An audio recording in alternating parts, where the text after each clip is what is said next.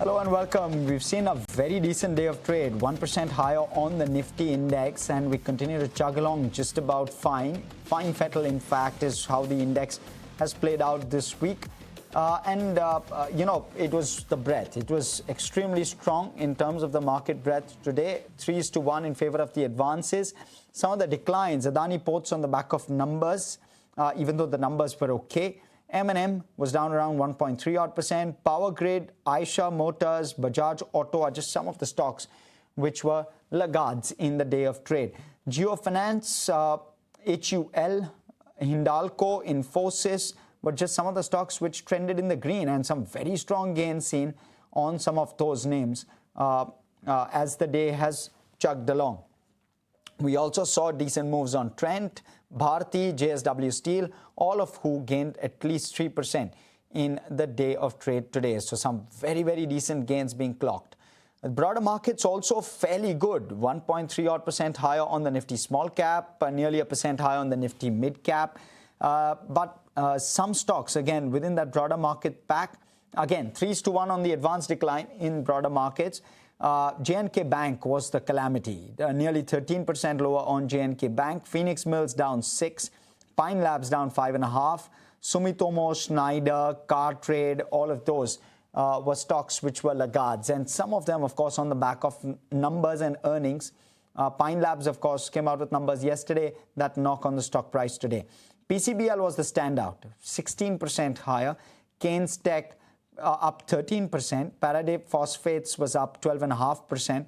First Source Limited, Honeywell Auto, Crompton Greaves and Newgen, which is some of the other big gainers on the Nifty 500 index for you.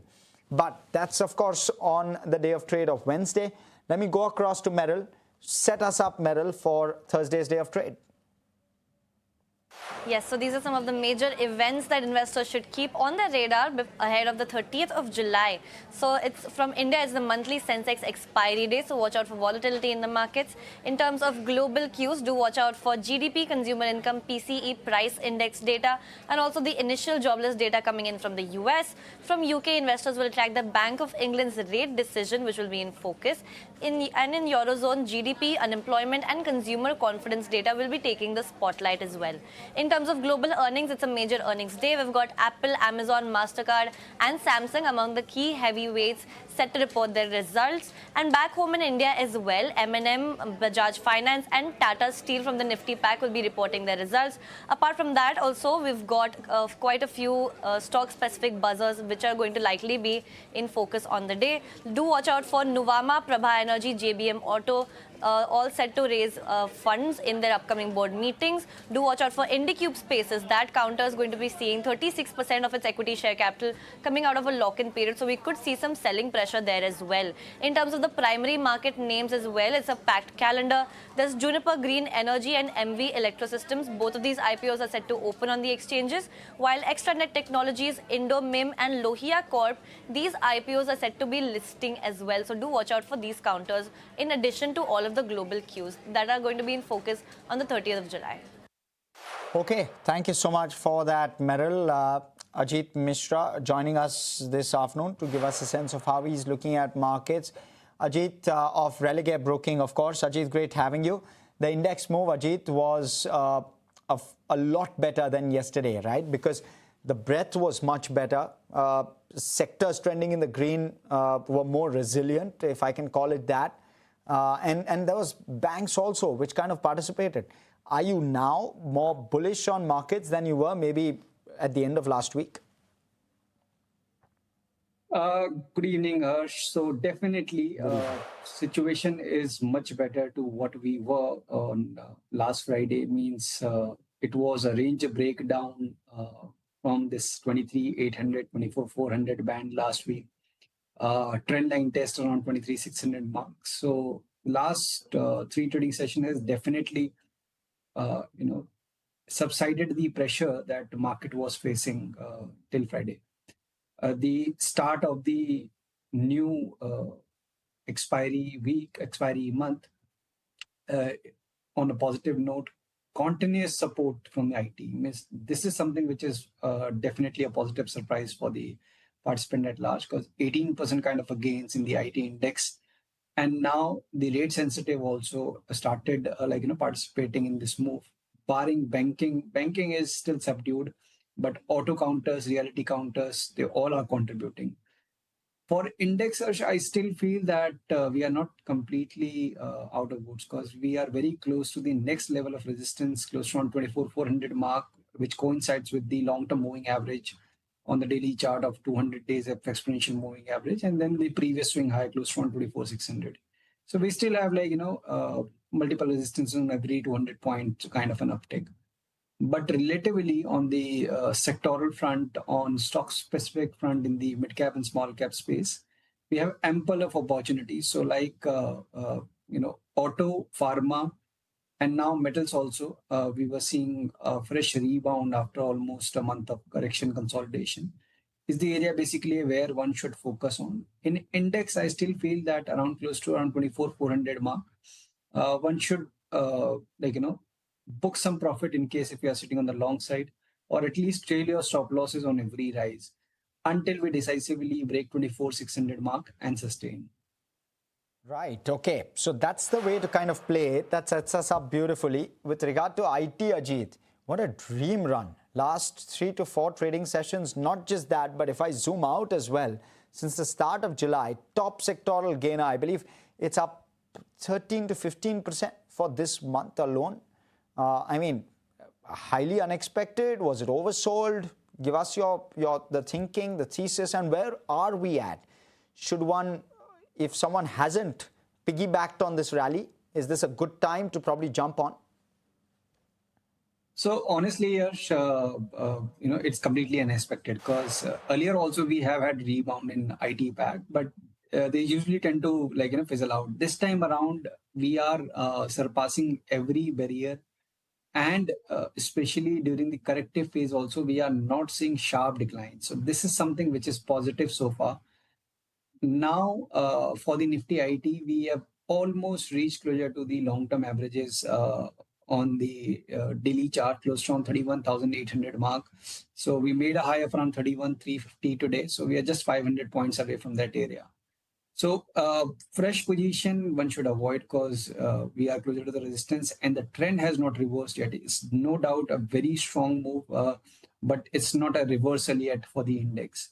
At the same time, some of these stocks which were earlier also showing strength within the IT basket, some of the, in fact, mid-cap IT names like Coforge, Tech Mahindra, they were anyways maintaining their positive stance, or at least they were not seeing pressure when the others were making new 52-week low.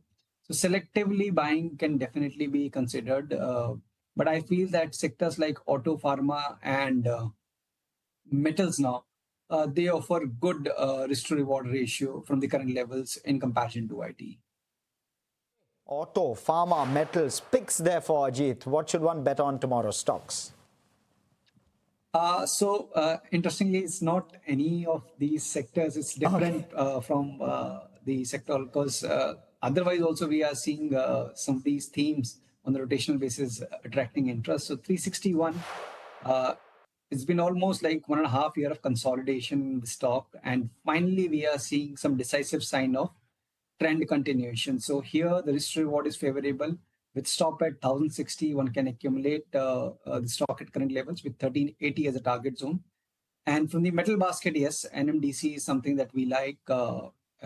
Again, here also after marginal retracement from its record highs, it has formed a fresh buying pivot, showed noticeable strength with volumes today. So we anticipate this recovery to strengthen further, and 89 is what we are eyeing as the immediate target. So with stop at 84, one can accumulate NMDC also at current levels.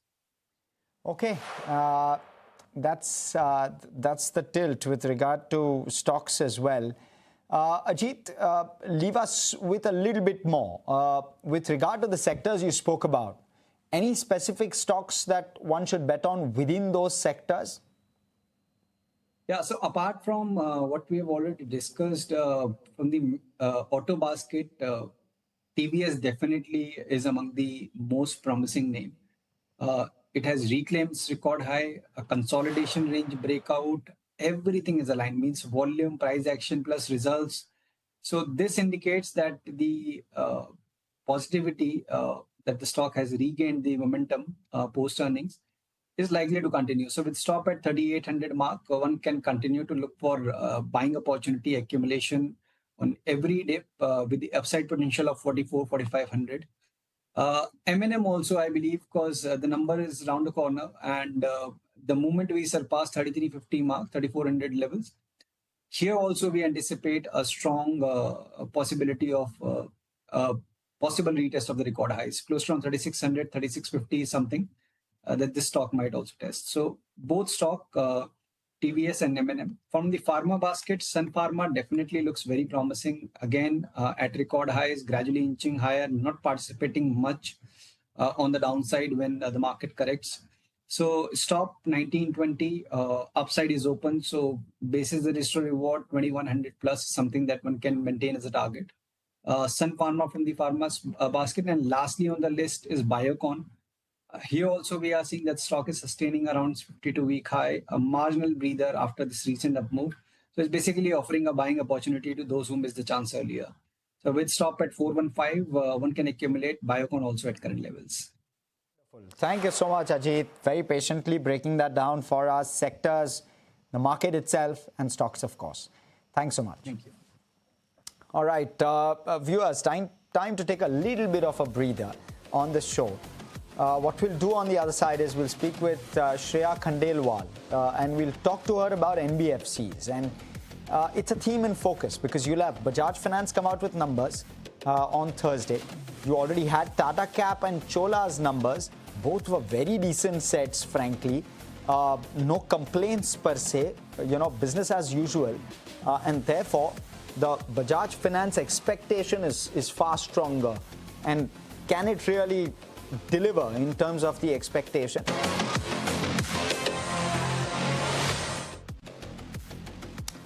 Welcome back, and we're joined by Shreya Khandelwal, Vice President Institutional Research at PL Capital, joining us this afternoon. Shreya, great having you. And it'll be very good having this perspective. How are you looking at some of the NBFC numbers? At least from the way I'm looking at it, the growth has been extremely strong. And is the case, right? The underlying loan growth has been quite robust. Are you, by any chance, considering probably increasing growth, growth estimates for your coverage universe, given the kind of numbers that we're clocking this quarter? Good evening. Thank you for having me here. Great. You're right. NBFCs this quarter have seen very strong growth. For FY27, I'm expecting a range of around 16 to 24%, depending on which kind of NBFC is there, whether it's a housing finance company or a diversified player like Bajaj. So what is helping them apart from the growth is also a stable margin trajectory, lower provisioning costs because credit costs have also come down, and the expansion across the MSME space, the vehicle finance space, the rural lending portfolio, and gold loans. These four areas are something that everybody is talking about. There's a lot of traction that companies have seen in these four areas, and that is what is driving overall growth. And, asset quality also remains, fairly resilient. And this is despite all the macros, right? I mean, we had a weakening macro largely because of the fallout in West Asia. But some of these lenders, as part of their commentary, just seem to brush that off and say no impact. So I think, in my view, it is too soon to see an impact because obviously it comes in the numbers with a 90-day lag. Right. So Q1 would not be the correct quarter to see an impact of the West Asia crisis. That being said, Chola and even MMFS are two players who reported a sharp improvement in credit cost. So these are two names where again, even Bajaj for that matter, credit cost last year was on the higher side. So I think there will be an improvement in FY27 despite the impact of the West Asia crisis. But one thing is, Shreya, that one part of it is that, of course, there's a 90-day lag to recognition.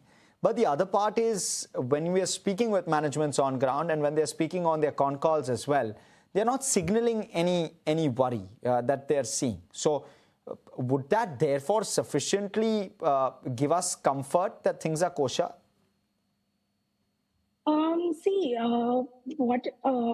understand the commentary is very positive, but in my view, NBFCs also have strengthened their contingent buffers. Like if you look at their provision or macroeconomic overlay, guys like Mahindra, guys like Chola, everybody has increased their provision cover over the past 2 quarters, anticipating stress from geopolitical tensions.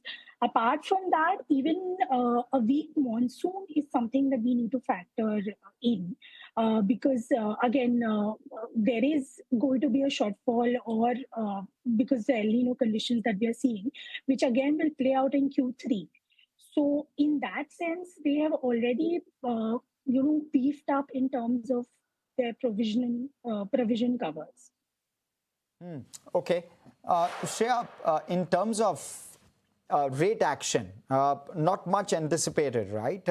And therefore, would you say that margins will likely trend in a slightly better fashion this year, FY27? Because there is at least that visibility that very likely there won't be rate action, and therefore everything which comes on top line will likely flow through to PAT. So a 20% kind of PAT number, is that something we can expect across most NBFCs? Or at least can we assume that loan growth will convert to profitability? So if I'm building, say, a 16 to 24% loan growth across players, then profit growth would be higher in my view, because the credit cost environment has become much better versus last year. So that is one thing which will improve the overall P&L. Apart from that, when I look at the NIMs for the players that have reported numbers as of now, there has been a slight compression in terms of yield that we are seeing across, and cost of borrowing is also increased because bond yields have hardened for NBFCs. So that is something that has happened because of the West Asia crisis. Whether there is a repo rate hike, that I think there is no visibility about that right now. But if there is a repo rate hike, probably it will happen in, say, September or October. And in my view, housing financiers would be better off because they can then pass on the rate hike to customers. Vehicle financiers may have to, take in or absorb some of the compression in their margin. For diversified players like Bajaj and Chola, again, because they operate a housing portfolio as well, the impact would be a little diluted. The last one, Shreya, is consumer lending, and Bajaj Finance will come out with numbers on Thursday.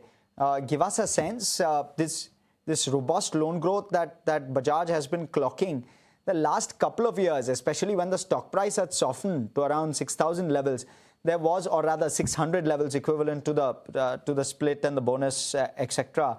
When it had cooled off, there was some concerns. One of them was growth. Would you say not much of a concern from a growth perspective? So if you look at what the company is guiding now, their growth trajectory has already come down from the 25-28% growth that they used to see to somewhere around 22 to 24%. That is what they are guiding for now. In this quarter, they have done exceptionally well. They've reported 24% AUM growth, which is on the higher end of their guidance. In my view, I'm expecting them to end the year again at 24%. We also have to understand that it's a very big lender with a huge or with a very large loan book. So 24% on that is a very fantastic growth run rate.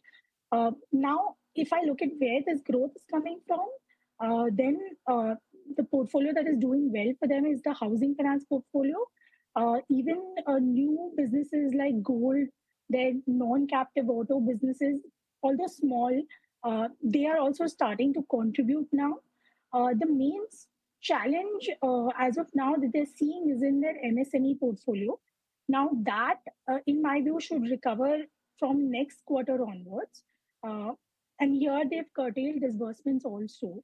So probably from next year, next quarter, it should start growing at the pace of at its usual run rate. So that should help them sustain this 24% kind of. Okay. Shreya, last off, one spot of worry, if at all, you were to zoom into Bajaj Finance's current numbers as they come out tomorrow, what would you be worried about? What would you look out for as part of the commentary, which would give you comfort that things are okay? Would it be credit cost? Yeah, credit cost, if I look at the number last year, it was around 2.3%, which is quite high. And they had also made a very big buffer because of macroeconomic uncertainties.